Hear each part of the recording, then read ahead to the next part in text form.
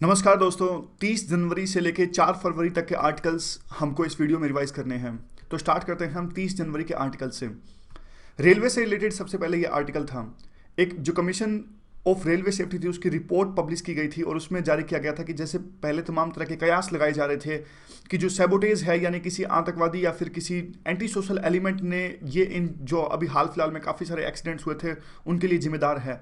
लेकिन commission on railway safety की जो रिपोर्ट आई है उसमें कहा है कि जो रेलवे के खुद एम्प्लॉयज़ हैं या फिर इक्विपमेंट्स हैं वो काफ़ी हद तक जिम्मेदार हैं और सैबोटेज की संभावना है वो सिर्फ 15% तक है। यहाँ पे देखिए, इंदौर और राजेंद्र नगर जो एक्सप्रेस थी कानपुर के पास में इसका एक्सीडेंट हुआ था, उसकी रिपोर्ट जारी हुई। वो एक रियलिटी चेक है। यहाँ पे देखिए, जो सैबोटेज है वो तो काफ़ी कम है और सबसे बड़ा जो रीज़न आया, देखिए जो डब्बों के बीच में ये जो व्हील्स होते हैं यानी पहिए होते हैं, पहिए के जो बीच का डिफरेंस होता है ना, वो सबसे बड़ा जिम्मेदार है। तो दो डब्बों के बीच के पहिए का डिफरेंस में अगर डिफरेंस आ जाए तो रेलवे की जो जो रेल डीरेल हो जाती है यानी पटरी से उतर जाती है, तो उसकी संभावना काफ़ी बढ़ जाती है। तो सबसे पहले तो जो डब्बे हैं वो बदलने होंगे। अभी जो डब्बे यूज़ करते हैं उसको बदल के एक LHB, जो हमने डिस्कस किया था कि जर्मन बेस्ड के डब्बे हैं, LHB जो लिंक बेस्ड डब्बे हैं, इनसे बदलना होगा। और जो दूसरा रीज़न है, रेलवे इक्विपमेंट्स वो काफ़ी पुराने हो गए हैं। स्टाफ की जो कोताही यानी जो लापरवाही ये बरतते हैं स्टाफ, रेलवे के फ्रैक्चर्स, कई बार जो पटरी होती है उसमें टूट फूट हो जाती है, उसको ध्यान नहीं रखा जाता, ये सारे कारण जो है रिस्पॉन्सिबल हैं। और जो हुबली के पास में जो एक्सीडेंट हुआ था वो फेलियर ऑफ स्टाफ की वजह से हुआ था। यहाँ पे देखिए, और इसके बाद में देखिए जो काकोडकर कमेटी आई थी रेलवे में रिफॉर्म्स, रेलवे सेफ्टी में रिफॉर्म्स के तहत में, उसकी रिपोर्ट अभी तक ढंग से इंप्लीमेंट नहीं की गई है। और दोबारा अभी आपको पता होगा इस बजट में 1,20,000 जो करोड़ फंड मांगा था राष्ट्रीय रेल संरक्षा कोष, उसको देने का वायदा किया है सेंट्रल गवर्नमेंट ने और कहा है कि देखिए 75% हम देंगे, 25% आपको अपने हिसाब से वो आपको अरेंज करना पड़ेगा। तो अभी देखिए नॉन लैप्सेबल कोप्स होगा, हर साल 5 साल तक कुछ कुछ 20,000 करोड़ दिए जाएंगे। और फिनेंस मिनिस्ट्री ने कहा है कि वही सेम बात की इंटरनल रिसोर्सेज का काफ़ी क्रंच है, इसलिए 75% हम देंगे, 25% आप अरेंज कीजिए या फिर सेस लगाइए टिकट्स पर या फिर किसी और सोर्स से आप इसे अरेंज कीजिए। वे फॉरवर्ड तो यही है कि देखिए जो एजिंग काफ़ी जो है जो एसेट है रेलवे की काफ़ी पुरानी हो गई है और डब्बे हैं जो कैरेजेज हैं उनको भी बदलने की आवश्यकता है। ये link Hofmann Bush coaches LHB coaches. और इकोनॉमिक ग्रोथ के लिए, हमारे इकोनॉमिक ग्रोथ के लिए रेलवे की बहुत बड़ी भूमिका है। तो इसके लिए एक क्लियर विजन होना चाहिए बोथ सर्विसेज और फाइनेंसिंग के लिए। जीरो टॉलरेंस होनी चाहिए एक्सीडेंट्स के लिए। जो कि पैसेंजर्स हैं उनकी जो सुरक्षा है वो सबसे ऊपर आनी चाहिए रेलवे की कार्यप्रणाली में। और इसके लिए 3-4 जो चीज़ें हैं, जैसे कि अल्ट्रासोनिक फ्लड डिटेक्शन, यानी एक्सीडेंट्स ना हो इसके लिए अल्ट्रासोनिक फ्लड डिटेक्शन, कोई जो ट्रैक्स हैं वो बिल्कुल एकदम से स्मूथ हैं एंड रेल चलने के लिए सुरक्षित हैं।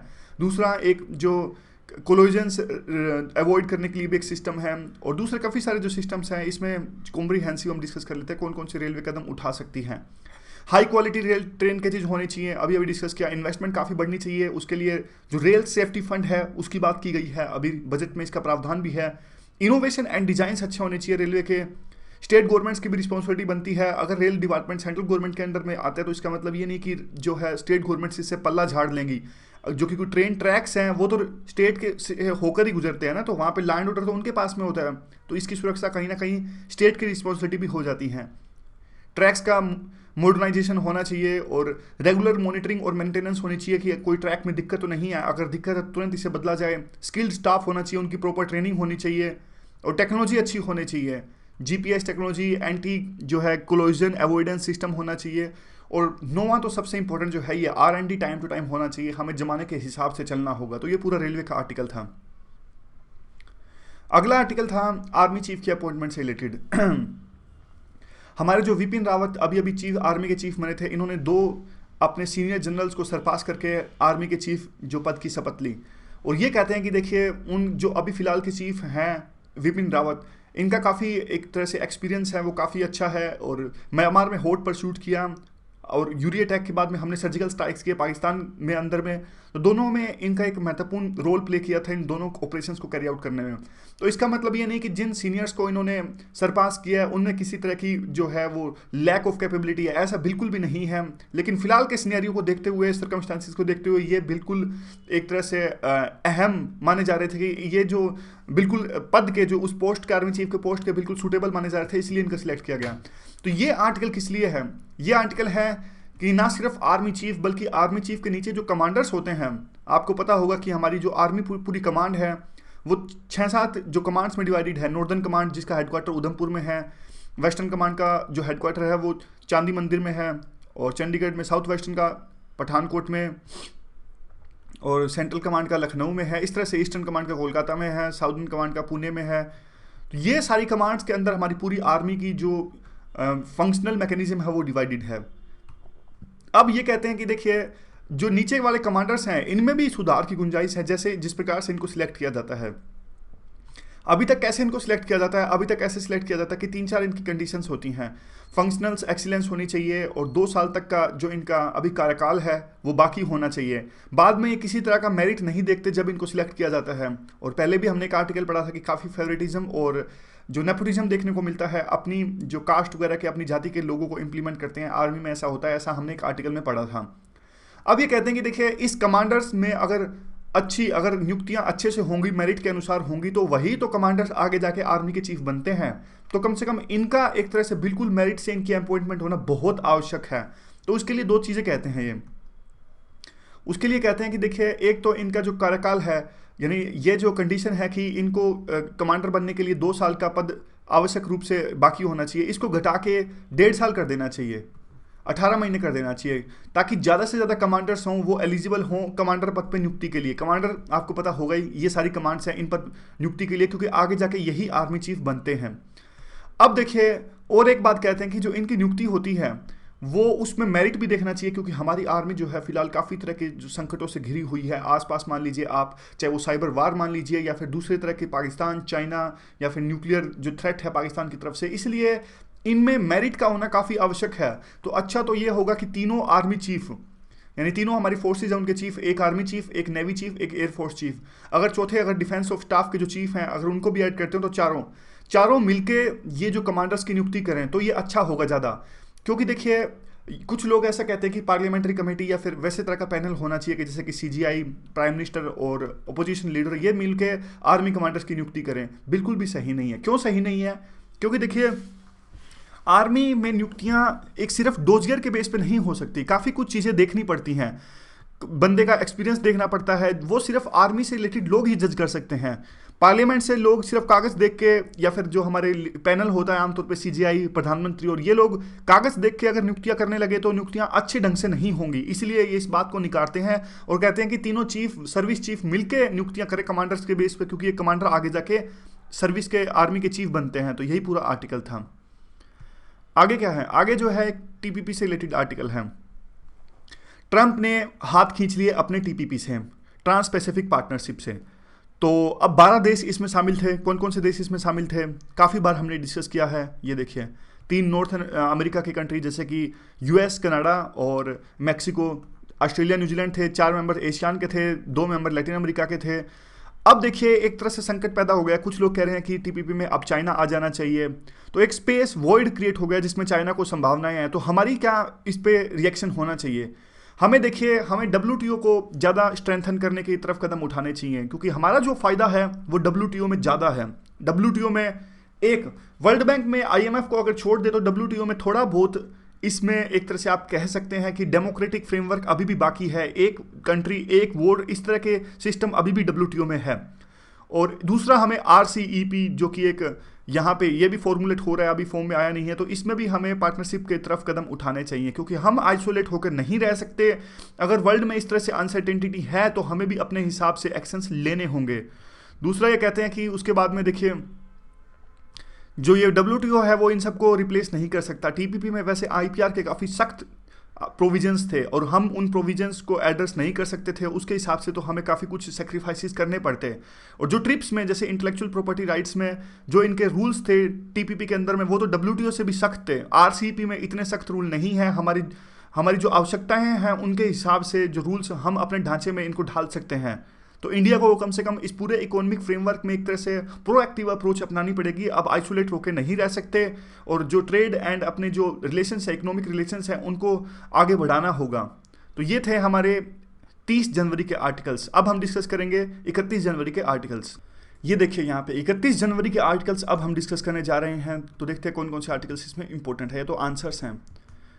एक सेकेंड, इसमें जो पहला आर्टिकल इंपॉर्टेंट था वो था, आपको पता होगा कि ट्रंप ने 7 मुस्लिम कंट्रीज पर रोक लगा दी थी, वहाँ के लोग अमेरिका में एंटर नहीं कर सकते। इसके अलावा उन्होंने जो सीरिया से रिफ्यूजीज नहीं आ सकते इस तरह की उन्होंने बात कही थी, 120 दिनों तक इस पर रोक लगा दी थी। और असाइलम जो प्रोग्राम्स चल रहे हैं यूएस के, उस पर भी रोक लगा दी थी। ये देखिए कई सारे डिसीजन लिए थे कि रिफ्यूजी नहीं आ सकते 120 दिनों तक, और इनडेफिनेटली सीरिया से जो माइग्रेंट्स वहाँ पर जा रहे थे उन पे असाइलम यानी शरणार्थी थी उन पर रोक लगा दी। और 90 दिनों तक कोई भी मुस्लिम कंट्री से लोग, ये 7 मुस्लिम कंट्री के नाम थे, हालांकि पाकिस्तान इसमें नहीं था। और उन्होंने कहा था कि आने वाले टाइम में सऊदी अरेबिया, इजिप्ट और पाकिस्तान, इनका नाम भी 7 मुस्लिम कंट्रीज के साथ ऐड हो सकता है। लेकिन देखिए वहाँ की जो जुडिशरी है, काफ़ी सारे जो जजेस हैं, उन्होंने ट्रंप के इस डिसीजन पर रोक लगा दी। और हालांकि ये इम्प्लीमेंट नहीं हो सकता, लेकिन यूएस की रेपुटेशन काफ़ी हर्ट हुई है इस पूरी चीज़ से। जिस लिबर्टीज़ की बात यूएस करता था, जिस वैल्यूज़ की बात यूएस करता था, जिस फ्रीडम की बात यूएस करता था, आज वो सब बातें धरी की धरी रह गई जब ट्रंप ने ये ऑर्डर दिया।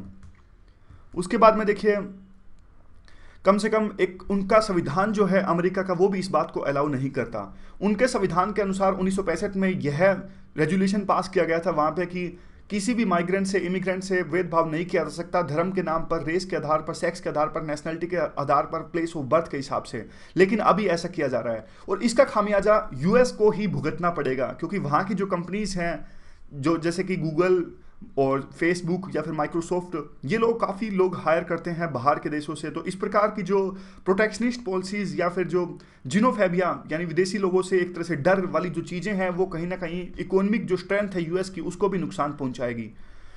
और उसके बाद में जो ट्रंप है, अभी क्रिश्चियंस के लिए एक तरह से प्रेफरेंशियल ट्रीटमेंट देने की बात है कि जहाँ जहाँ जो क्रिश्चियंस हैं उनको एक तरह से प्रोसिक्यूट किया जाता है, उनको अमेरिका आने देगा। तो धर्म के नाम पे भेदभाव जो ट्रंप कर रहे हैं, ये अमेरिका की वैल्यूज़ के लिए और बाकी जो स्टेबिलिटी है वर्ल्ड में, उसके लिए भी कहीं ना कहीं खतरनाक साबित हो सकता है। और जो आतंकवादी हैं उनके लिए भी एक फर्टाइल ग्राउंड है। इस बेस पे वो और ज़्यादा आतंकवादियों को और यूथ्स को रेडिकलाइज कर सकते हैं, और यू कैन से डैट आतंकवाद ज़्यादा फैल सकता है इस बात से, इस डिसीजन से। तो आगे क्या आता है, एक सेकेंड। हाँ, यूनिवर्सल बेसिक इनकम का जो अगला था क्वेश्चन था, शुरू में जल्दी से इसे रिवाइज करते हैं, कौन कौन से पॉइंट्स पक्ष में है, कौन से नेगेटिव में है। वेस्टर्न आइडिया है, स्विट्जरलैंड में रेफरेंडम करवाया जिसमें लोगों ने मना कर दिया। फिनलैंड में अभी एक जो यूथ्स पे एक एक्सपेरिमेंट के चल रहा है, अगर देंगे यूनिवर्सल बेसिक इनकम तो मोटिवेशन नहीं रहेगा कमाने का, तो लेजी हो जाएंगे, सुस्त हो जाएंगे लोग। काफ़ी सारे स्कीम्स ऑलरेडी चल रही है, मिस यूटिलाइजेशन हो जाएगा रिसोर्सेज का। उस रिसोर्सेज को हम अपना इंफ्रास्ट्रक्चर बढ़ाने के लिए यूज़ कर सकते हैं। फिजिकल डेफिसिट ऑलरेडी हाई है, तो कैसे मैनेज कर पाएंगे, इससे अच्छा तो हम इंफ्रास्ट्रक्चर में इन्वेस्ट कर दें। पक्ष में इनइक्वलिटीज़ काफ़ी बढ़ रही हैं, तो ये अच्छी चीज़ है, चलाएंगे तो। ऑटोमेशन, मशीनी युग है, लोगों की जॉब्स जा रही हैं। माइग्रेंट्स से डर लगता है, तो डर लगना बंद हो जाएगा अगर बेसिक इनकम उनको मिलेगी। इनकम लेवल्स बढ़ नहीं रहे हैं, तो बेसिक इनकम मिलेगी, थोड़ा बहुत सपोर्ट मिल जाएगा। सोशल प्रोटेक्शन के लिए आवश्यकता है। मध्य प्रदेश में सर्वे हुआ था तो काफ़ी सारी फायदे हुए थे कि जहाँ जहाँ ये कुछ बेसिक इनकम जैसा कंसेप्ट मध्य प्रदेश में इंप्लीमेंट किया गया था, उनका न्यूट्रिशन लेवल बढ़ गया था, जो रोग हैं, डिजीज़, वो कम हो गए थे। ओवरऑल डेवलपमेंट की संभावना ज़्यादा हो गई थी, क्योंकि वो उस पैसे से उन लोगों ने बिजनेस वगैरह इस्टाब्लिश किए थे।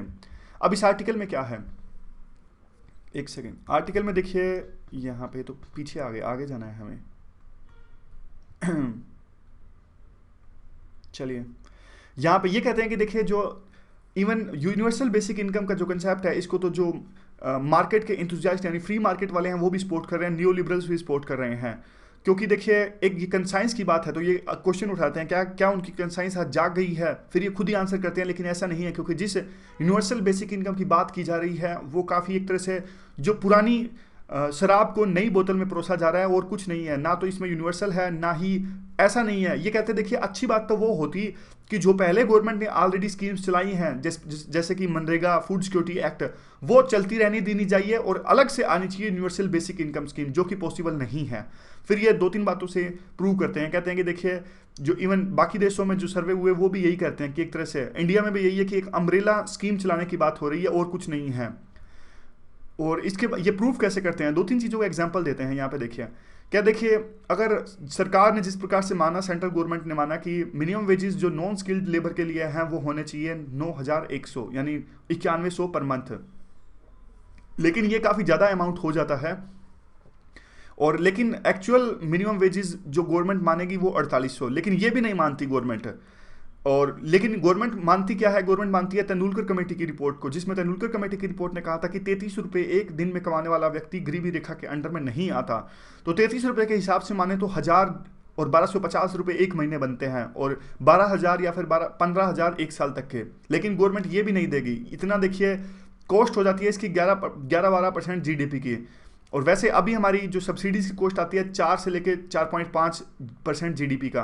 तो तीन ऑप्शंस हैं गवर्नमेंट के पास में, या तो टैक्स रेवेन्यू ज़्यादा बढ़ाए, यानी टैक्स ज़्यादा बढ़ाए अमीर लोगों पे और रिडिस्ट्रीब्यूट करें इनकम अमीर से गरीब के बीच में, या फिर फिजिकल बर्डन है उसको श्रिंक करें, इसके लिए यूबीआई कवरेज के, या फिर मतलब जो अभी यूनिवर्सल दी जानी है उसको यूनिवर्सल ना देकर उसको किसी पर्टिकुलर सेक्शंस तक, यानी सिर्फ गरीबी रेखा से जो नीचे आते हैं उनको दिया जाए। लेकिन इससे तो देखिए अमाउंट और ज़्यादा श्रिंक हो जाएगा। मतलब ये तीन ऑप्शंस हम अपना सकते हैं। तो ये कहते हैं कि देखिए पहला ऑप्शन तो वैसे ही मतलब रूल आउट कर सकते हैं, क्योंकि फिलहाल की जो इकोनॉमी सिचुएशन है गवर्नमेंट टैक्स रेवेन्यू बढ़ाने के लिए ज़्यादा टैक्स नहीं लगाएगी, क्योंकि नोटबंदी के बाद में आपको पता ही है कि माहौल ऐसा है कि बल्कि टैक्स कम किए गए हैं अभी बजट के बाद में, बढ़ाना तो आप छोड़ ही दीजिए। और ऊपर से दूसरे की बात कहें तो अगर श्रिंक करते हैं सभी लोगों को नहीं देते हैं तो यू उड़ जाएगा, यूनिवर्सल तो वो रहेगा नहीं, तो यूबीआई का यू गया। और तीसरी अगर बात करते हैं, तीसरा ऑप्शन हम देखते हैं तो फिर इसका बी भी चला जाएगा, बेसिक इनकम भी चला जाएगा, क्योंकि कम पैसे देंगे तो बेसिक भी नहीं रहेगा। यूनिवर्सल चला गया अगर सब लोगों को नहीं देंगे, अगर पैसे बहुत कम दिए तो वो बेसिक इनकम भी नहीं होगी। तो यू और बी गया, सिर्फ इनकम रह गया, वो भी बहुत छोड़ा। और उसके लिए गवर्नमेंट ये सब स्कीम्स हैं वो बंद कर देगी, जो मनरेगा वगैरह जो अच्छी स्कीम्स जो चल रही हैं, तो ये अच्छी बात नहीं है। उसके बाद में ये कहते हैं कि देखिए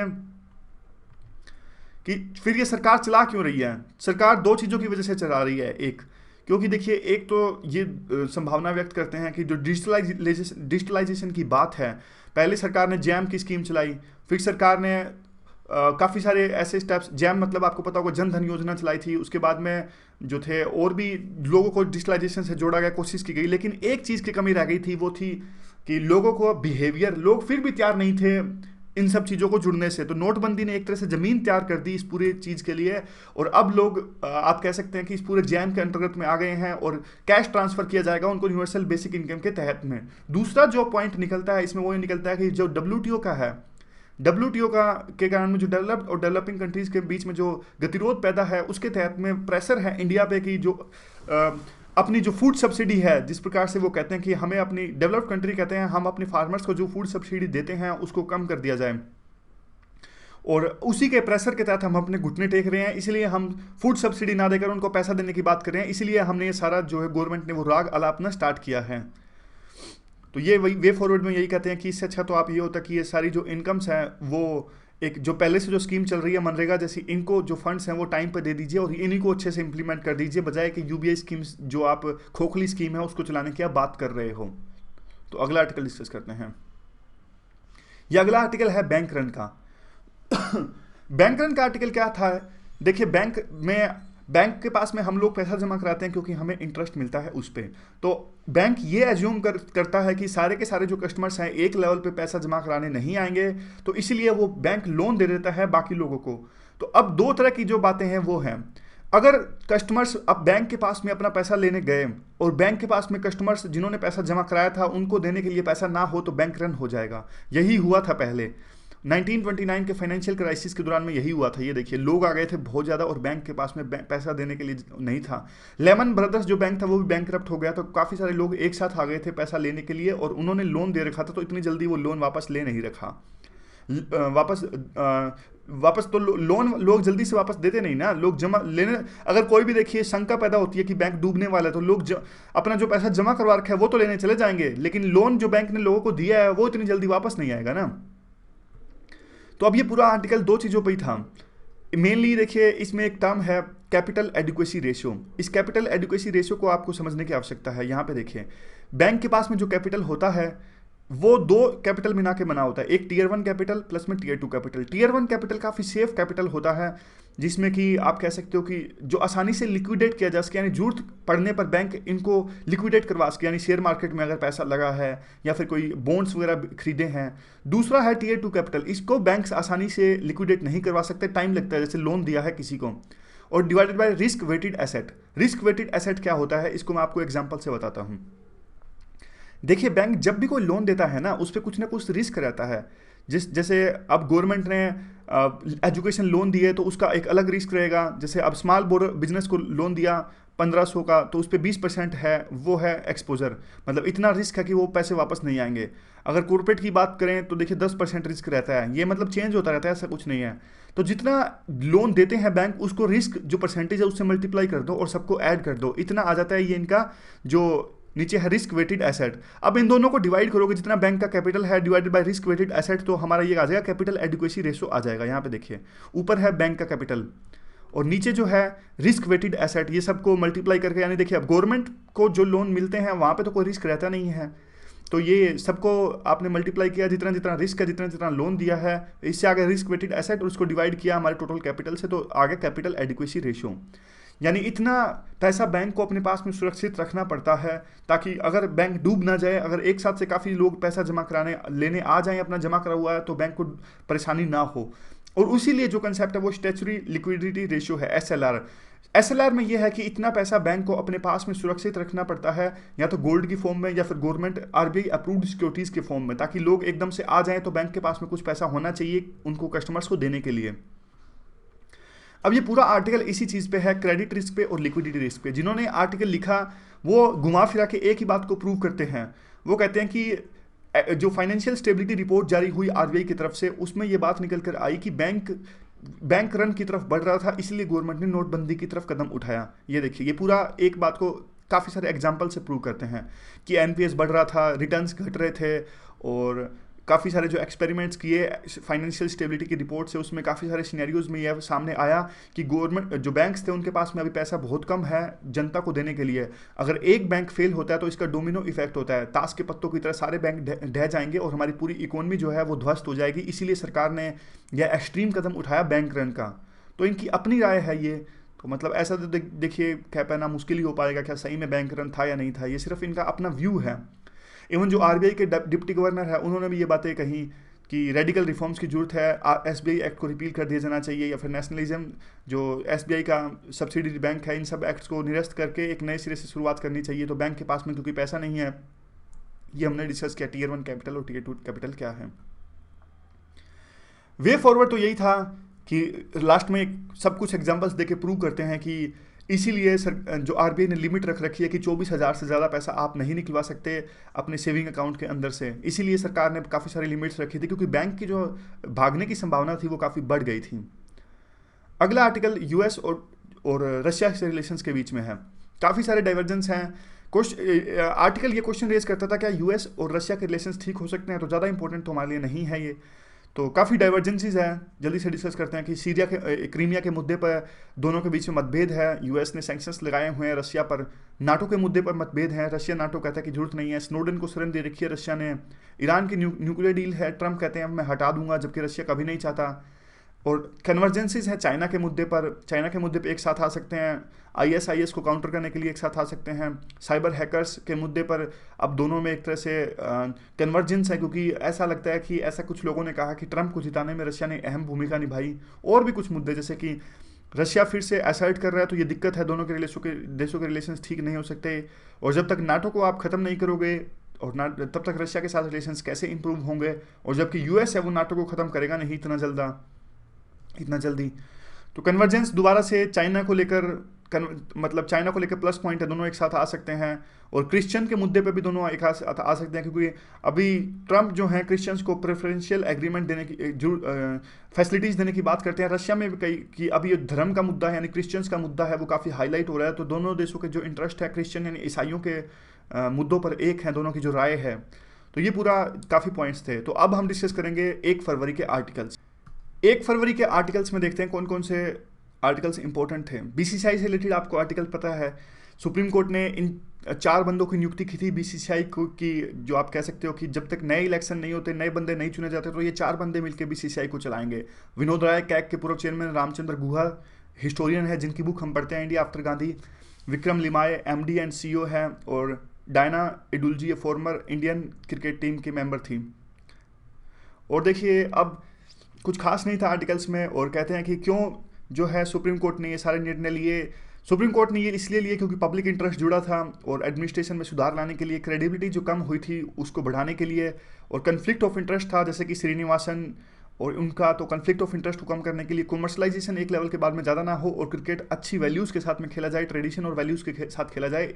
इन सब कारणों से सुप्रीम कोर्ट ने ये किया। कंसर्न्स हैं लेकिन इस पे, क्योंकि देखिए ये चारों मेंबर्स से कभी क्रिकेट नहीं खेले, क्या हमारे पास में कुछ ऐसे मेंबर्स की कमी है, काफ़ी सारे ऐसे क्रिकेट एक्सपर्ट्स हैं जो क्रिकेट खेले भी हैं, अगर उनको कमान दी जाती तो अच्छा रहता। और सबसे अच्छा तो यही रहता कि सुप्रीम कोर्ट थी जल्दी से इलेक्शन करवाती और नौबत ही ना आती अपनी तरफ से 4 मेंबर्स को नियुक्ति करने की, क्योंकि सुप्रीम कोर्ट ने ऐसा करके एक एग्जीक्यूटिव कदम उठाया है जो कि अच्छा नहीं है। तो आगे पॉइंट यही आता है कि अब इन चारों के पास में एक तरह से मौका है कि पूरे एडमिनिस्ट्रेशन को जल्द से जल्द सुधारा जाए और नए इलेक्शंस के लिए प्लेटफॉर्म तैयार किया जाए। और ऐसा नहीं कि इसमें देरी की जाए, क्योंकि ये अनइलेक्टेड हैं, चारों मेंबर्स हैं वो अनइलेक्टेड हैं। इलेक्टेड मेंबर्स रूल करनी चाहिए, बीसीसीआई को जो गवर्नेंस है वो करना चाहिए, इसीलिए जल्द से जल्द इनको इलेक्शंस करवाना चाहिए। अगला था ये देखिए, ये हमारा पीछे जाते हैं, ये इकोनॉमिक सर्वे के पॉइंट्स थे। इकोनॉमिक सर्वे का जो बजट एस्टीमेट है 3.5 जो है ये फिजिकल डेफिसिट की उम्मीद थी, लेकिन बाद में आ गया था, मतलब 3.2 रहा था बजट में, तो ये क्लियर हो गई थी ना ये सारी बातें। जो इंडस्ट्रियल ग्रोथ थी वो 5.2% रहने की संभावना थी, और जीडीपी ग्रोथ थी, इन्होंने अगले साल यानी 17-18 के लिए जो अनुमान लगाया इकोनॉमिक सर्वे ने वो लगाया 6.75 से लेकर 7.5% तक का। तो इकोनॉमिक सर्वे के काफ़ी इंपॉर्टेंट पॉइंट्स, जैसे नोटबंदी पे इन्होंने क्या कहा। नोटबंदी पे इन्होंने कहा कि देखिए ये पूरा चैप्टर इन्होंने इकोनॉमिक सर्वे में रखा है कि क्या सॉरी, इन्होंने डिमोनेटाइजेशन को एक तरह से रेडिकल गवर्नेंस कम सोशल इंजीनियरिंग मेजर करार दिया और कहा कि देखिए इसके शॉर्ट टर्म तो है वो नुकसान होंगे, लेकिन लॉन्ग टर्म में काफ़ी बेनिफिट्स होंगे। और इस बार इन्होंने इकोनॉमिक सर्वे में कहा कि जो फिजिकल डेफिसिट है वो अलग तरह से, जो पहले जिस प्रकार से 7.6% था और इस बार वर्ल्ड बैंक ने इसे कहा 7% है रहेगा, और जो हमारा उसके बाद में आईएमएफ ने कहा कि 6.6% रहा। ये जीडीपी की बात कर रहे हैं ये।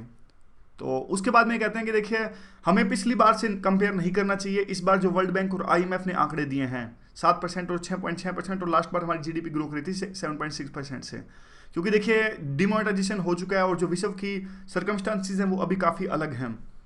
तो कुछ पॉइंट्स ये रिकमेंड करते हैं कि हमें ये करना चाहिए, जिस प्रकार से ये कहते हैं कि हमें जल्द से जल्द रिमोनेटाइजेशन करना चाहिए, टैक्स रिफॉर्म्स हमें लाने चाहिए, और रियल एस्टेट को और इवन लैंड को जीएसटी के अंदर आना चाहिए ताकि टैक्स रेवेन्यू को बढ़ाया जा सके, टैक्स रेट्स को भी कम करना चाहिए और स्टैंप ड्यूटी को बढ़ाना चाहिए। लेफर कर्व आपको पता होगा कि टैक्स रेट्स अगर कम होते हैं तो ज़्यादा लोग टैक्स देते हैं। ये कर्व ऐसे आती है, इसमें लिखा नहीं जा सकता क्योंकि ये पीडीएफ है, पीडीएफ में लिखा नहीं जाता, ऐसे करके आती है जो कर्व।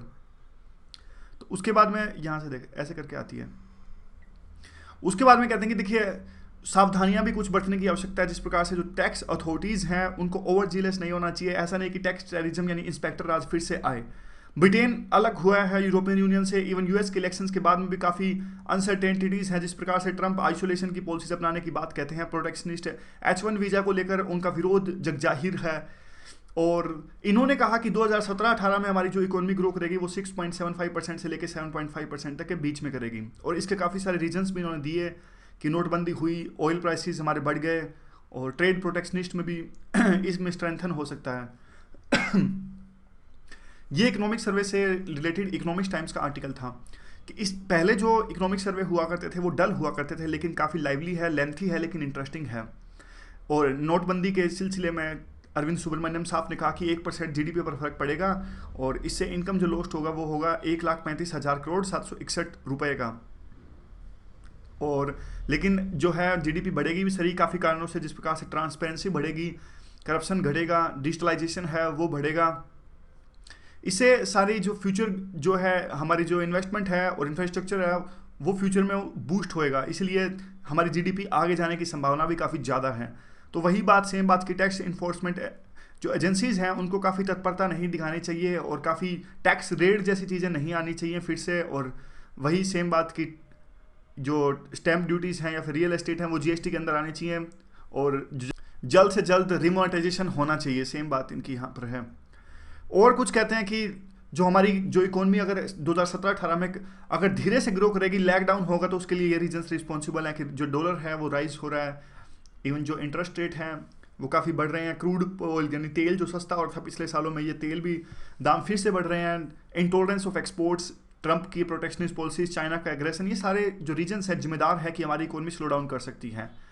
और कहते हैं कि देखिए बैंक्स में काफ़ी एनपीएस है वो बड़ा है और उनको लोन जो कॉर्पोरेट ग्रुप्स को दिया है वो माफ़ नहीं कर सकते, क्योंकि पॉलिटिकली डिसीजन गवर्नमेंट की विल पर डिपेंड करता है, क्योंकि ओपोजिशन पार्टीज काफ़ी विरोध करते हैं इस तरह के डिसीजन का। तो एसेट रिकंस्ट्रक्शन कंपनी बनाने की बात कहते हैं, बैंकरप्सी कोड को अच्छे से इंप्लीमेंट करने की बात ये कहते हैं, ताकि बैंक में जो एक तरह से एनपीएस काफ़ी बड़े हैं उस चीज़ को एड्रेस किया जा सके। ये आर्टिकल तो इंपॉर्टेंट नहीं था, देखिए डाइट प्लान का था कि किस प्रकार से पीडीएस में जो है फ़र्क पड़ता है, यानी लोग अगर देखिए जो पीडीएस में जो अनाज ले रहा होता है तो वो दूध वगैरह चीज़ें का कम खाता है, जबकि सेम इनकम लेवल्स पे जो पीडीएस से नहीं सामान ले रहा होता है तो वो बल्कि दूध वगैरह की चीज़ों पे ज़्यादा पैसे लगाता है, इनकम लेवल्स सेम हो तो भी। तो ज़्यादा इंपॉर्टेंट आर्टिकल्स ये नहीं था। इसके बाद में जो इंपॉर्टेंट आर्टिकल था वो ये था, violations in India and penalties elsewhere. देखिए जो यूएस और यूके जैसे देश है ना, अपनी कंपनियों यहाँ पे यानी यहाँ पे जो बड़ी कंपनीज होती हैं जैसे कि फेसबुक या फिर जो भी इनकी नेशनल जैसी बड़ी कंपनीज होती हैं, इन पे ना अमेरिका इनको यह कह के बेचता है, जब वो कंपनीज अमेरिका की दूसरे देशों में इन्वेस्ट करती हैं जैसे कि इंडिया में या फिर कोई दूसरे डेवलपिंग कंट्रीज में, तो अमेरिका के कानून के हिसाब से यह है कि वो दूसरे देश में जाके करप्शन नहीं फैला सकते, अगर वो ऐसा फैलाते हैं तो उनको फाइन देना पड़ेगा। तो ऐसा ही हुआ। ये काफ़ी सारे एग्जाम्पल्स है कि रॉयल रॉयस ने करप्ट प्रैक्टिसेस अपनाई, ये यूके की कंपनीज थी, इन्होंने करप्ट प्रैक्टिसेस अपनाई इंडिया के अंदर में, रशिया के अंदर में, चाइना, थाईलैंड के अंदर में, बाद में इन्होंने मान लिया और फाइन दिया ब्रिटिश गवर्नमेंट को। यूएस के भी साथ काफ़ी सारी ऐसी कंपनी जैसे कैडबरी, कोग्निजेंट, इन्होंने इंडिया में आके करप्शन किया लेकिन पकड़े गए तो वहाँ पे फाइन दिया। देखिए हैरानी की बात है, करप्शन हमारे देश में कर रहे हैं लेकिन फाइन जो दे रहे हैं वो वहाँ पे जाके दे रहे हैं अपने देश के अंदर में। तो उसी से रिलेटेड ये आर्टिकल था कि किस प्रकार से हमारी जो एजेंसीज हैं वो कॉम्पिटेंट नहीं है कि इस तरह के करप्शन को पकड़ सकें, और ना ही हमारी गवर्नमेंट पैसा मांगती है उनसे, कि कोई ऐसा रिकॉर्ड नहीं है कि हमारी गवर्नमेंट ने उनसे पूछा हो कि बाद में कि हाँ भाई आपने फाइन लिया है तो हमें भी दीजिए, करप्शन तो हमारी धरती पर हुआ है। तो मेन तो देखिए ईडी और जो सीबीआई जैसी जो एजेंसीज हैं उन पे ये टिप्पणी करते हैं कि ये एक पॉलिटिकल टूल बन के रह गई हैं, इनके पास में कैपेबिलिटी नहीं है। जो चार्जशीट फाइल करती है वो आधी अधूरी चार्जशीट फाइल की जाती है, बाद में कोर्ट में जाकर रिजेक्ट हो जाती हैं। इनके पास में विसल ब्लोअर्स का हेल्प लेने की या फिर डाटा माइनिंग की कैपेबिलिटी भी नहीं है। तो सोल्यूशन इस चीज़ का ये निकलता कि ऐसी जो एजेंसीज हमारी सीबीसी, सीवीसी है, इनका पार्लियामेंट्री ओवरसाइट होना चाहिए, मॉनिटरिंग होनी चाहिए, ताकि इनको ना सिर्फ इंडिपेंडेंस मिले बल्कि इनकी कैपेबिलिटी भी बढ़े। तो ये पूरा आर्टिकल था। बाद में एक आर्टिकल से रिलेटेड था, ये था आरबीआई और ईसी से रिलेटेड, कि किस प्रकार से दोनों के बीच में मतभेद पैदा हो गए थे, कि इलेक्शन कमीशन ने रिक्वेस्ट करी आरबीआई की कि आपने जो लिमिट रख रखी है कि एक हफ्ते के अंदर में 24,000 रुपये आप निकलवा सकते हो, इस लिमिट को आप उन कैंडिडेट्स के लिए बढ़ा दीजिए जो इलेक्शन लड़ रहे हैं। लेकिन आरबीआई ने इसे पोलाइटली इनकार कर दिया कि हम ऐसा नहीं कर सकते। तो इलेक्शन कमीशन ने दोबारा लेटर लिखा और कहा कि देखिए हमारे पास कॉन्स्टिट्यूशनल मैंडेट है इलेक्शन करवाने का, तो आप जल्दी से इसे कीजिए। तो बस इस बारे में कुछ लिखा गया था कि कैसे कोऑर्डिनेशन इस्टेब्लिश होना चाहिए कि दो इंस्टीट्यूशंस से, ईसी तो कॉन्स्टिट्यूशनल मैंडेटेड है, आरबीआई कॉन्स्टिट्यूशनल मैंडेटेड नहीं है, तो अगर इनके बीच में कोई मतभेद हो तो कौन इसका डिसाइड करेगा। तो वैसे तो जुडिशरी करेगी, लेकिन पूरा ये आर्टिकल था, आप इसको एग्जाम्पल की तरह इस्तेमाल कर सकते हो कहीं भी। तो आगे डिस्कस करेंगे हम 2 फरवरी के आर्टिकल्स। 2 फरवरी के आर्टिकल्स में देख लेते हैं कौन कौन से आर्टिकल्स इंपॉर्टेंट हैं। बजट पे आर्टिकल्स, 1 तारीख को आपको पता है बजट आया था, तो बजट जल्दी से इंपॉर्टेंट पॉइंट्स इसके फिर से रिवाइज कर लेते हैं।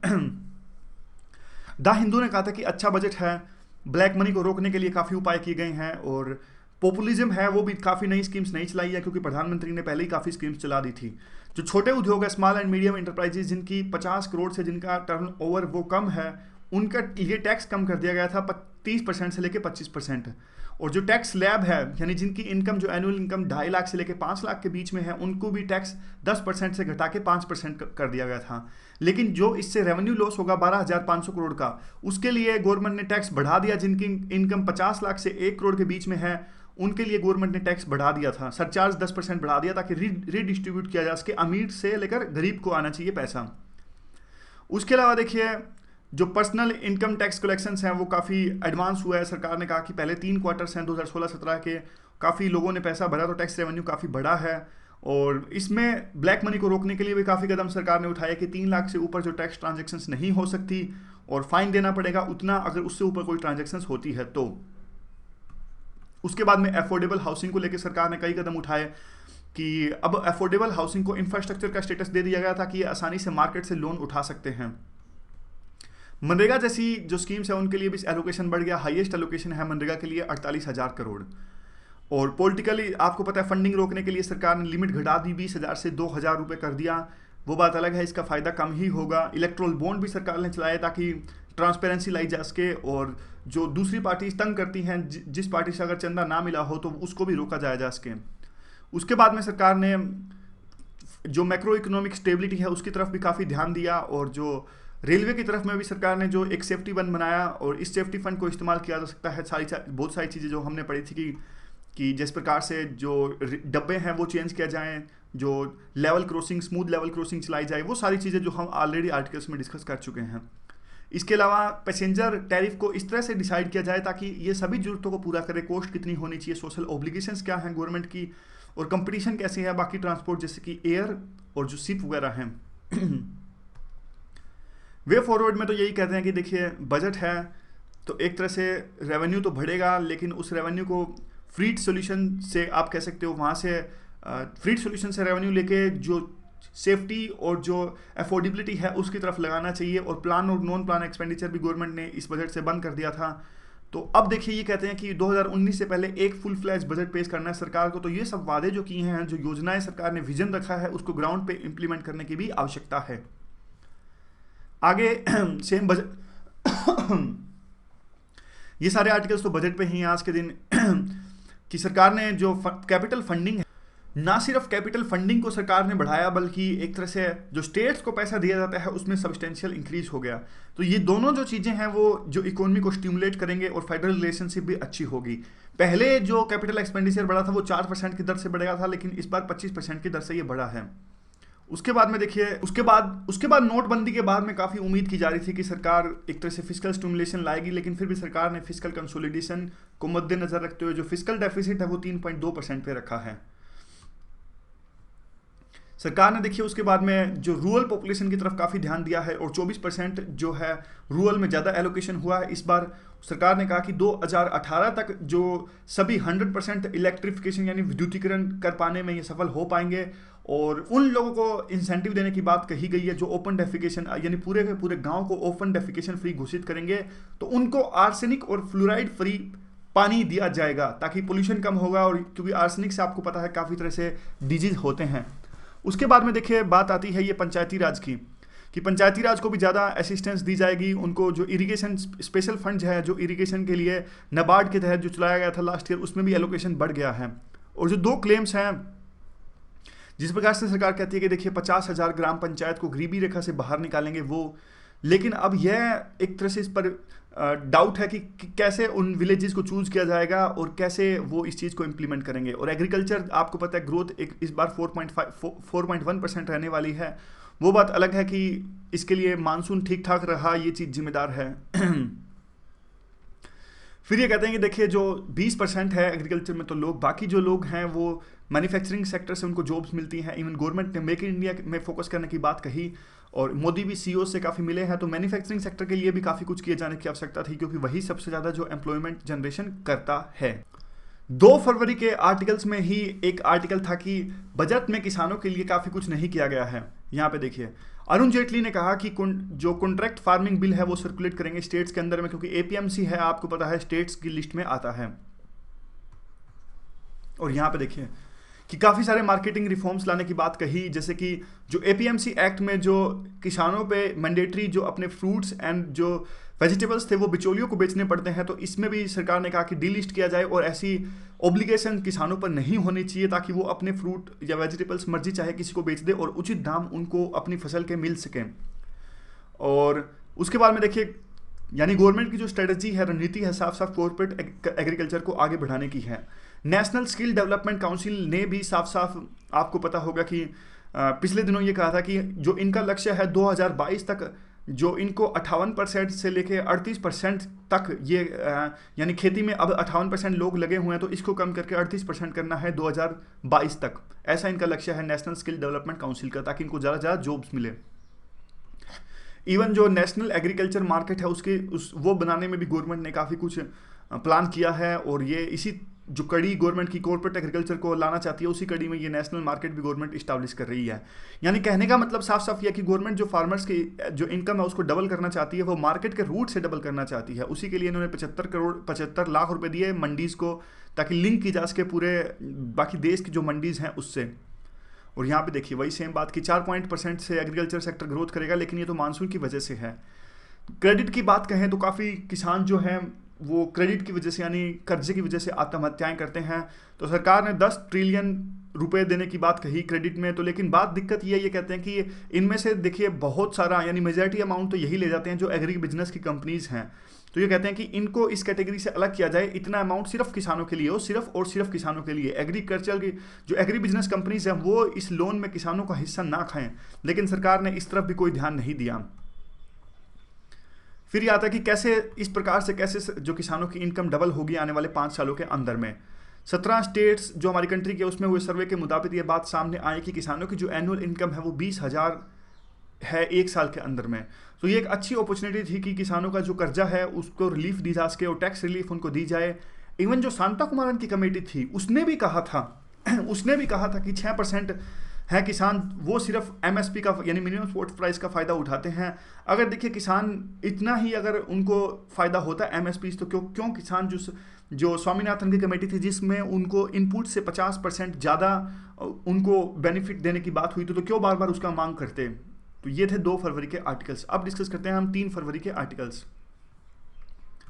इसमें देखिए सबसे पहले जो इंपॉर्टेंट इशू था वो H1B वीज़ा से रिलेटेड था कि किस प्रकार से अब ट्रंप ने ये एक ड्राफ्ट किया है और वो लीक हो गया था। तो उसमें काफ़ी कंडीशंस लाने जा रहे हैं, जिस प्रकार से ये सैलरी जो कंडीशंस है वो बढ़ाने जा रहे हैं कि जो लोग वहाँ पे जाते हैं, जो नॉन इमिग्रेंट्स होते हैं वहाँ पे जाते हैं काम करने के लिए, उनको एक पर्टिकुलर कंडीशंस का फॉलो करना पड़ता है। अब ये उन कंडीशंस को और ज़्यादा स्ट्रिंजेंट करने वाले हैं, जिस प्रकार के कोई अगर वहाँ पे जाता है तो उसकी एनुअल सैलरी जो है $1,30,000 से ऊपर होनी चाहिए।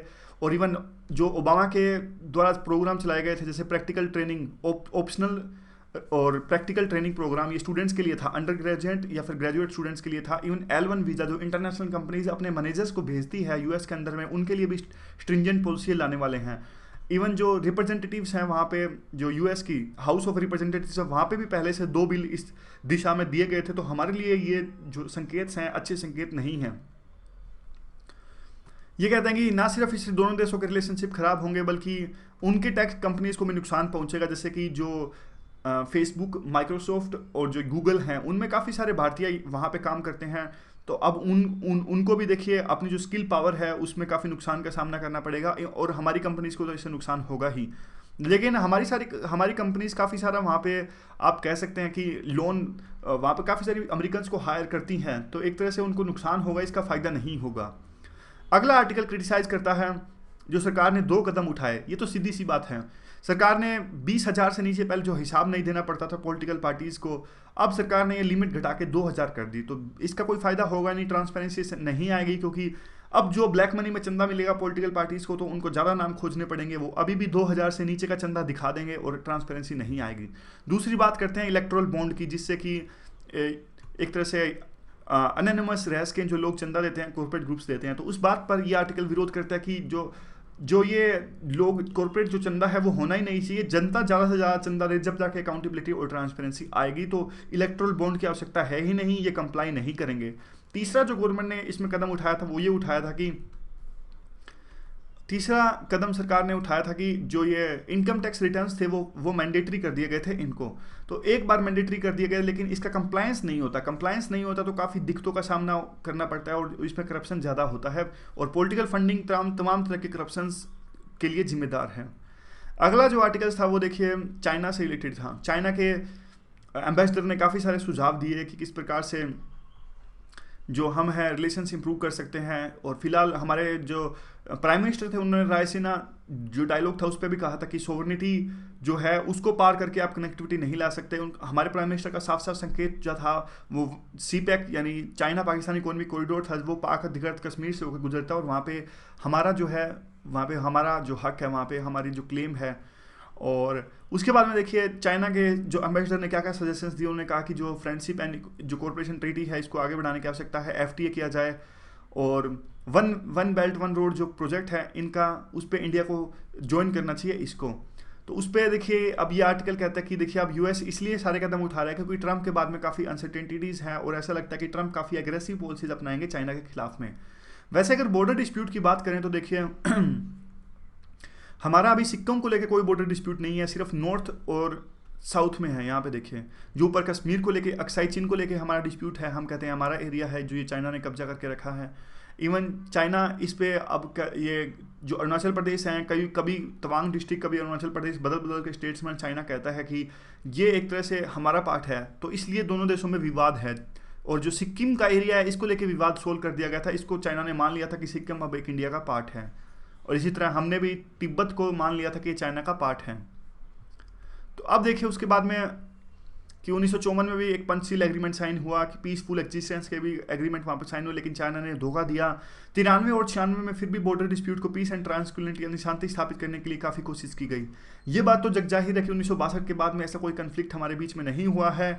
लेकिन फिर भी अगर जो ये बात कर रहे हैं एफटीए, तो ये जिन्होंने आर्टिकल लिखा निरुपमा राय, ये कहते हैं कि एफटीए सिर्फ गुड्स में ना कर सर्विसेज में भी आना चाहिए, क्योंकि हमारा जो सर्विस सेक्टर है वो काफ़ी मजबूत है, हमारे एम्प्लॉइज एचआर पावर है काफ़ी मजबूत है, चाइना के गुड्स काफ़ी मजबूत हैं, सस्ती चीज़ें चाइना मैन्युफैक्चरिंग सेक्टर में इनका स्ट्रॉन्ग होल्ड है, तो सस्ती चीज़ें बनाकर वो दूसरे देशों में भेज देते हैं और काफ़ी पैसा ये इस चीज़ से कमाते हैं। तो ये कहते हैं कि जो फ्री ट्रेड एग्रीमेंट साइन किया जाए, क्योंकि पहले से जो हमारे बीच में जो ट्रेड डेफिसिट है काफ़ी ज़्यादा है, वो आपके पक्ष में फेवर में है और कॉम्प्रिहेंसिव होना चाहिए। जो एफटी अगर साइन किया जाए तो गुड्स एंड सर्विसेज दोनों को इंक्लूड करना चाहिए। R and D standards and dispute resolution mechanism भी इसमें होना चाहिए। उसके बाद में कनेक्टिविटी की बात आती है। इन्होंने कहा कि कनेक्टिविटी बढ़ाई जा सकती है, तो कनेक्टिविटी सही में बहुत इंपॉर्टेंट है। साउथ एशिया में हमारी कनेक्टिविटी नहीं है इन देशों के साथ में, तभी ये दिक्कत पैदा होती है।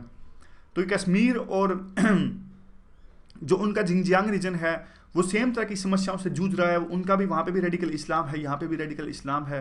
तो इस तरह से आप कह सकते हैं कि तो दोनों देश एक तरह से समस्याओं से जूझ रहे हैं, तो कहीं ना कहीं कोऑपरेट ये कर सकते हैं। इवन जो एशिया का इंफ्रास्ट्रक्चर इन्वेस्टमेंट बैंक है वहाँ भी इंडिया ने पार्टिसिपेट करके एक अच्छा संकेत दिया है कि भविष्य में जो साथ साथ कोऑपरेट करने की संभावनाएं हैं वो आज भी विद्यमान है। एयर कनेक्टिविटी भी बढ़ाई जा सकती है जिंगजियांग और कश्मीर के बीच में, वही सेम बात जो लॉजिक सेम है, दोनों जो रीजन है वो टेररिज्म का सामना कर रहे हैं। आगे ये कहते हैं वे फॉरवर्ड में कि कॉम्पिटिटिव एग्जिस्टेंस की किस प्रकार से, देखिए दोनों देश हैं जो आपस में कॉम्पिटिटिव तो हैं, दोनों देश, अफ्रीका में भी कंपटीशन है इनके बीच में और रीजनल डोमिनेंस के लिए भी आप कह सकते हैं कंपटीशन, हालांकि जो पलड़ा भारी है वो चाइना का है। तो चाइना को इस तरह की पॉलिसीज नहीं अपनानी चाहिए जिस प्रकार से मसूद अजहर को लेके उन्होंने हमारा विरोध किया, एनएसजी को लेके हमारा विरोध किया, पीओके में जिस प्रकार की उनकी एक्टिविटीज़ हैं और जिस प्रकार से देखिए यूएस, जापान और एशियन इनके काफ़ी मतभेद हैं चाइना के साथ में, फिर भी इनके रिलेशन चाइना के साथ में ठीक ठाक हैं। फिर भी हमें भी अब चाइना को इस बात का इग्नोर करना चाहिए कि हमारे रिलेशन जो यूएस, जापान या एशियन के साथ अच्छे हैं वो आपके लिए अच्छे नहीं है, वो हमारे मतलब खुद से भी अब एक इंडिया एक जो है अच्छी एक पावर है और इंडिया चाहे तो किसी के साथ भी अपने रिलेशंस ठीक ठाक कर सकता है, क्योंकि इस समय की जरूरत ऐसी ही है। आगे जो आर्टिकल्स हैं वो 4 फरवरी के हैं। देखिए 4 फरवरी के आर्टिकल्स में कल ही हमने डिस्कस किया था, सबसे बड़ा जो रीजन था एक ऑयल स्पिल का था, 2 जहाज़ों की टक्कर आपस में हो गई थी, काफ़ी तेल इससे गिर गया था। तेल के रिसाव के कारण में काफ़ी जो शुरू में तो सरकार ने या फिर वहाँ की लोकल अथॉरिटीज़ ने कहा कि कोई ज़्यादा नुकसान नहीं हुआ है। सबसे बड़ा जो क्वेश्चन उठता है वो तो यही उठता है कि आज के इस टाइम में जब जीपीएस लगे होते हैं सभी शिप्स में, तो ये कोलिजन क्यों हुआ, इसकी जाँच होनी चाहिए। तो जब काफ़ी जो मैरीन बायोडाइवर्सिटी है उसका लॉस इसमें हो गया और जो मैकेनिज्म था जिसके तहत में इस पूरे जो ये डिज़ास्टर हुई उसको हैंडल किया गया, यह बिल्कुल भी हमारी जो वर्ल्ड पावर बनने की एस्पिरेशन है उसके हिसाब के लिए कदोचित भी सही नहीं था, क्योंकि बकेट्स की सहायता से ये पूरा डिजास्टर हैंडल करने की कोशिश की गई। तो इसकी भी एक इंडिपेंडेंट इंक्वायरी से जांच होनी चाहिए कि क्या ट्रेनिंग दी गई थी इस प्रकार से डिजास्टर को हैंडल करने के लिए और जो इक्विपमेंट जो एक्वायर किए गए थे उनमें कोई धांधलीबाजी तो नहीं हुई थी। अगर देखिए फैक्ट्स को छुपाया जाएगा तो एक प्रकार से इससे ये काउंटर प्रोडक्टिव ही होगा। जिस प्रकार से देखिए अभी फैक्ट्स को छुपाने की कोशिश करी, बाद में जो फिशेज या फिर कछुए थे वो मरे हुए पाए गए जो किनारे पर, तो इससे तो नुकसान और ज़्यादा होगा। और हमने एक कन्वेंशन साइन की हुई है, ये जो कन्वेंशन है कंजर्वेशन ऑफ माइग्रेटरी स्पीसीज और वाइल्ड एनिमल्स, अगर हम जो कि इंडिया इसका सिग्नेटरी है, अगर हम इसको देखिए पालन कर पाने में सक्षम नहीं होंगे तो ये भी हमारी जो प्रेस्टीज है उसके लिए एक धक्का होगा। तो और भी काफ़ी सारी चीज़ें जैसे कि बलास्ट वाटर जैसे बैलेंस करने का काम आता है, और जो कीचड़ वगैरह इन सब से भी जो मरीन बायोडाइवर्सिटी है उसको काफ़ी नुकसान पहुंचता है। और India national centre of ocean information services ये हैदराबाद में है, इसकी सहायता से भी जो ऑयल स्पिल है उस पर आप पता लगा सकते हो कि कितना नुकसान होगा, कहाँ तेल जाएगा, किस प्रकार से ये सारा सिस्टम होगा। नॉर्थ ईस्ट को लेकर अगला आर्टिकल था कि नागालैंड में ये है विवाद है, नागालैंड में वायलेंस हुआ, आगजनी वहाँ पर हुई, 33% महिलाओं को आरक्षण वहाँ पे दिया गया। इस फैसले के विरोध में नागाज ने वहाँ पे प्रदर्शन करना स्टार्ट किया और काफ़ी बिल्डिंग्स में आग लगा दी गई। तो नॉर्थ ईस्ट में आपको पता है कि मणिपुर में ऑलरेडी जो ब्लॉकेड चल रहा है, यूनाइटेड नागा काउंसिल ने ये चलाया हुआ है। तो एक तरह से जो वहाँ के ये कहते हैं कि जो महिलाओं को आरक्षण नहीं दिया जाना चाहिए क्योंकि ये उनके कस्टम्स और जो इनके परंपराएं हैं उसके विरुद्ध में है। देखिए आपको मैं बताता हूँ इसकी कहानी। 2001 में सरकार ने अपने से सोचा था कि महिलाओं को आरक्षण मिलना चाहिए, जैसे पूरे देश में एक तरह से अब इस तरह के स्टेप्स उठाए जा रहे हैं, लेकिन बाद में उन्होंने इसको इम्प्लीमेंट नहीं किया। यानी कानून तो बना दिया लेकिन इसको इम्प्लीमेंट नहीं किया। तो वहाँ की जो मदर्स काउंसिल है, नागा मदर्स काउंसिल है, वो कोर्ट में गई और कहा कि कानून बना हुआ है फिर भी सरकार इसे इम्प्लीमेंट नहीं कर रही। तो सरकार ने अब जब इसे इम्प्लीमेंट करना चाहा तो तब ये सारी आगजनी जैसी घटनाएं हुई। और इससे पहले जो बड़ा रीजन है वो विवाद का, आपको पता होगा कि एक नागा के साथ में फ्रेमवर्क पीस एग्रीमेंट साइन हुआ था सेंट्रल गवर्नमेंट का, जिसे आज तक पब्लिकली नहीं लाया गया है। तो बाकी जो ट्राइब्स हैं उनके बीच में एक डाउट पैदा हो गया कि किस प्रकार से वो आर्टिकल होगा, हमारे लिए वो नुकसानदायक तो नहीं होगा। तो इसीलिए उस जो एग्रीमेंट हुआ था उसको भी जल्द से जल्द पब्लिक डोमेन में लाए जाने की आवश्यकता है। अगला जो आर्टिकल है, कश्मीर की जो मुख्यमंत्री हैं महबूबा मुफ्ती शहीद, इन्होंने एक तरह से एक ट्रेड रूट का सपोर्ट किया है कि दोनों कश्मीर को जोड़ने वाला एक ट्रेड रूट होना चाहिए। जिस प्रकार से कश्मीर पहले पूरे रीजन को, साउथ एशिया और सेंट्रल एशिया को इंडिया से जोड़ता था, तो अभी भी इसी तरह का अगर एक रूट बनाया जाता है तो वो सहायक होगा। इससे कश्मीर की तरक्की होगी और ये इंडिया जो कोऑपरेशन में सहायता प्रोवाइड करेगा, energy transformation, trade and transit, इन सब चीज़ों में सहायता प्रोवाइड करेगा। अब इस पे कुछ सेक्शंस जो डाउट व्यक्त करेंगे कि ऐसा तो बिल्कुल भी पॉसिबल नहीं है, लेकिन आर्टिकल इसका समर्थन करता है। आर्टिकल कहता है कि देखिए, जो इंडिया और पाकिस्तान के बीच में जब सबसे बड़ी दिक्कत पैदा आती है कि वो पाकिस्तान के जो वहाँ पर जो आर्मी मान लीजिए या फिर टेररिस्ट अटैक्स जो इंडिया के अंदर में होते हैं, इस वजह से जो है कोऑपरेशन नहीं हो पाता। नहीं तो देखिए, जो ये पुराना सिल्क रूट के टाइम का ट्रेड रूट की जो बात कर रही है, उस टाइम पे काफ़ी कश्मीर था, एक पूरा सेंटर था इस प्रकार के पूरे ट्रेड का। लेकिन बाद में आज़ादी के बाद में, इवन कोल्ड वार के बाद में, कश्मीर अलग थलग पड़ गया और यहाँ के जो ट्रेड रूट पर काफ़ी फ़र्क पड़ा। अब जो पुराने टाइम में जो ट्रेड रूट था पाकिस्तान के अंदर में, वहाँ पे जो ओपीएम आप कह सकते हैं या हीरोइन वगैरह की वहाँ पे स्मगलिंग होती है, तो काफ़ी पाकिस्तान को भी नुकसान का सामना उठाना पड़ता है। इवन इंडिया को लगता है कि जो आतंकवाद सभी चीज़ों के लिए पाकिस्तान रिस्पॉन्सिबल है, जो कि काफ़ी हद तक सही भी है। और पाकिस्तान के कुछ सेक्शंस इंडिया पर आरोप लगाते हैं कि वो इंडिया जो है वो अशांति फैलाने की कोशिश करता है पाकिस्तान के अंदर में। तो इस आर्टिकल में इसी बात का विरोध किया गया कि अगर ट्रेड रूट बनेगा, दोनों कश्मीर को जोड़ेगा, तो एक तरह से पीपल टू पीपल जो कांटेक्ट है वो भी बढ़ेगा और कोऑपरेशन बढ़ेगा, रिश्तों का ट्रांसफॉर्मेशन होगा। और नवाज शरीफ तो पहले से अच्छे जो ट्रेड के लिए आप कह सकते हैं सपोर्टर हैं। इवन मोदी भी जो हैं, अब उनको भी पता है कि जो इंडिया की जो इकोनॉमी है वो सिर्फ इंडिया तक स्टेट्स पर डिपेंडेंट नहीं है, और इंडिपेंडेंटली इंडिया की जो इकोनॉमी है काफ़ी अच्छा उन्होंने ग्रो किया है। अगर पाकिस्तान के साथ में इस रूट से ट्रेड बढ़ता है तो उनकी इकोनॉमी और आगे जाएगी। तो ये थे आज के आर्टिकल्स। तो इस रिवीजन की वीडियो में बस इतना ही। Thank you very much for discussion.